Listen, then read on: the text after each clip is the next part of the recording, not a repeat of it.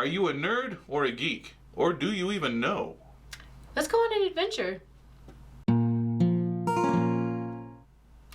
Hello and welcome to Capricious Conversations. Thank you for joining us on this lovely day. I'd like you to all welcome my dad. This is Dwayne. Hello. We're here to talk to you today about a debate that has been raging for, well, decades. At least since the 60s, yeah. At least since the 60s when these words were actually invented. It's probably been going on longer than that with other terms.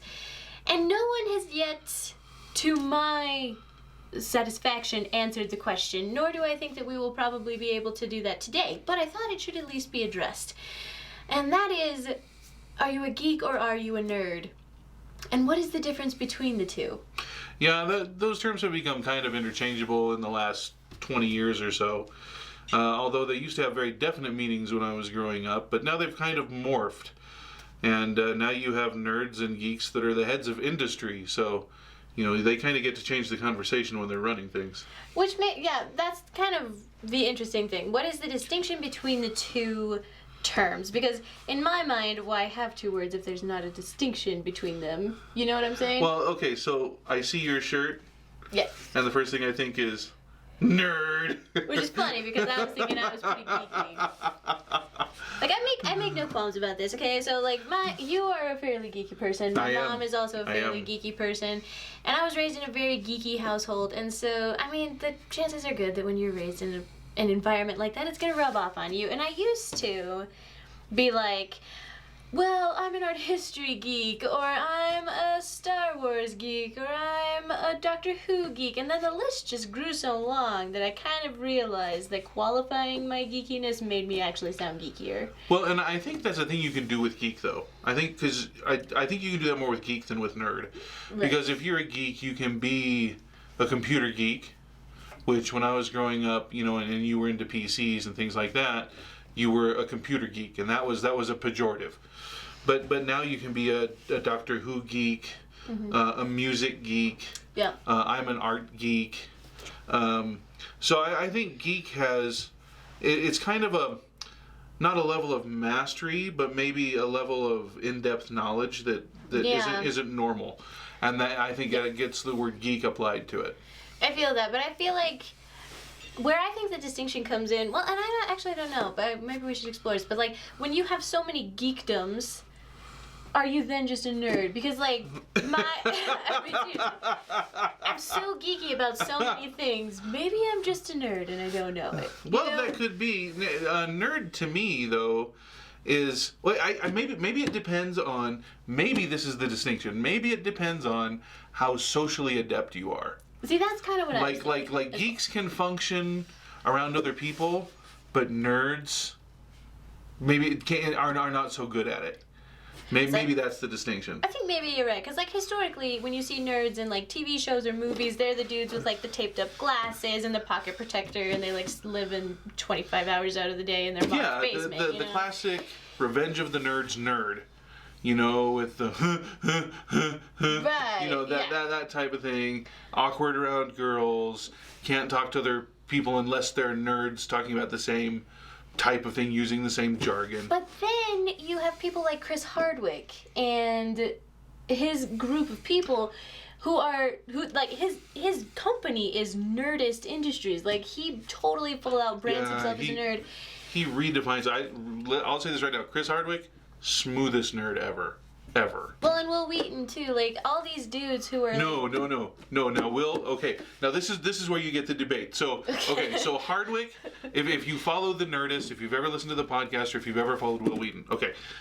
Chris Hardwick talks with stars. He talks with all kinds of people. He does this podcast. He does Talking Dead. He's been on TV shows. He does at midnight. Okay, he's got it. I mean, he's charming.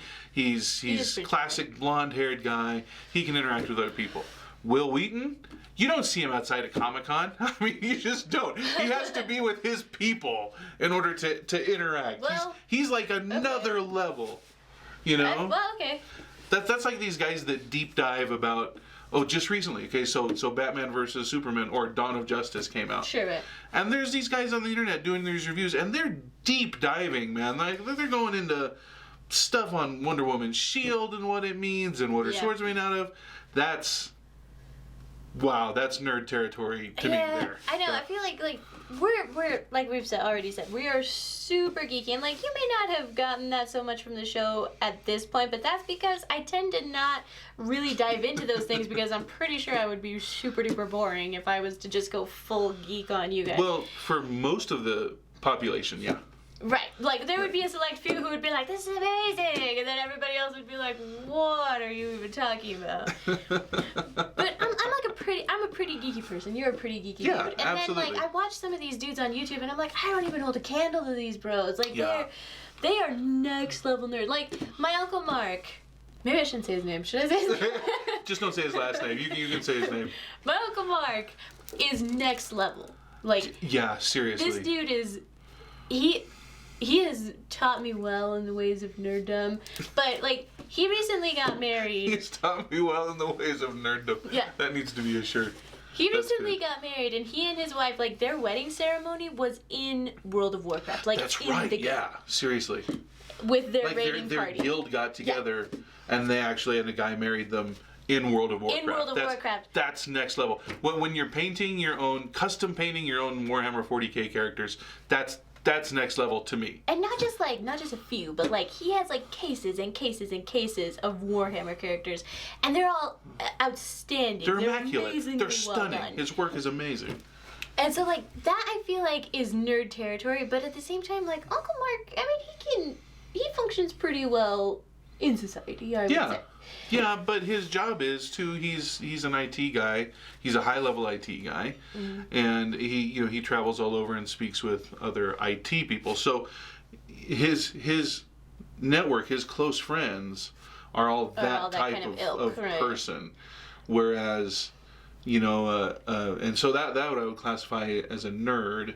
Versus a geek who maybe can get out and is comfortable among the general populace, can talk about other things rather than their nerddom or their fandom. Maybe we should say fandom. Fandom might be good. That's maybe a better way to put it. I wonder then, like, because nerd and geek tend to be pretty, like, into the sci-fi and the computers and, like, although geek is becoming more of a broad term, but then you have these dudes like your classic jock in high school who can't talk about anything but football. Like, what's to distinguish him from being a nerd too? You know what I'm saying? Instead of being a jock or a sporto or a football head, right? He would now be a football geek. A football geek or like a football nerd. Like, if he can't function outside of his sphere of football people, is he a nerd?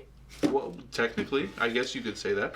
I mean, that's the evolution of the language as it's going to... Because back in the 50s, pencil neck geek was... I mean, man, that was the worst thing you could be. That was like a super duper insult. Was it? Freddie Blassie had a song. And that was like... He was a wrestler, and he was talking about just beating up a pencil neck geek. But now that's not so much the case. That's pretty nerdy that you know that. I know, right? There you go. I also happen to be a Dr. Demento nerd. I think I would have to go to that level for that one. That's pretty funny. Dr. Demento. Yeah.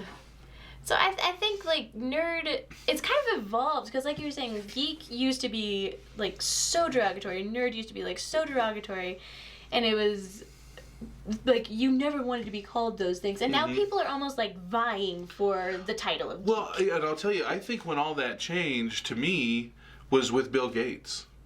Okay. And Steve Jobs. Now Steve Jobs, okay, he could mix and mingle fairly well, but Bill Gates, even still, you look at the guy and you're like, oh, you're sure his pants are 4 inches above his shoes. I'm sure he pays for somebody to dress him, but left to his own devices, he'd still be wearing his original Star Wars shirt and his corduroys. So he is a classic nerd. Mm-hmm. But he runs Microsoft. He's one of the richest people in the world. He controls the destiny of however many people work at his company. And, his whims decide software and how they should function, and maybe not as much as they used to, but still, the man is incredibly powerful. Mm-hmm. And people started realizing, hey, you know what? Maybe this isn't such a bad thing to be a nerd, considering how technology has really shaped our culture and taken off. Well, and there was too, I think it was a Comic-Con a couple years back, Will Wheaton gave this amazing speech about, like, why it's a good thing to be a nerd. And I'll post a link to that video in the description. Beautiful. Is that when he was talking to that young girl? She asked him... No, it was a mom. I think that it was like oh, that's right. It was a mom. Yeah. What do I say to my kid? Yeah. Beautiful. Absolutely wonderful. Really beautiful speech. And I think, like, with people like that, like Will Wheaton, who was really in the public figure, and now he's, like, a very public nerd. Mm-hmm. And Chris Hardwick, and, you know, like, even the Vlog Brothers, like, they're fairly geeky dudes. Yes, they are. And, like, you know, Rhett and Link has done... They have a whole song about nerd versus geek and, like, that sort of thing. I think now it's so much more culturally acceptable that people almost want to be those things. Yeah, people aspire to different things now. Yeah. And I think, going back to Will Wheaton, I think he said it best. Don't be afraid to love what you love and seek out other people that love the same thing, and don't be ashamed of that. Yeah. And I think that's maybe the ultimate thing about Nerd and Geek, is that acceptance into society now. Because it used to be that if you loved something, like when I was in junior high reading my Star Trek technical manual in school and risking get beat up, but I really wanted to read it. Right. You know, you kind of had to hide, and now that's become so much more accepted. Yeah. And that is the cool thing. I think that has changed, and you don't have to be afraid to love what you love and find other people who love that same thing. And just not be afraid to really get into that. I think that's a cool thing. I think that is too. And you find, like, so much more community that way. Yeah. So leave us a comment and tell us what your nerddoms or geekdoms are and what you think about the debate and whether you think we got it right or not. Thank you for liking, commenting, and subscribing. And we'll see you guys on the flip side. Let's go on an adventure. Peace out, nerdies.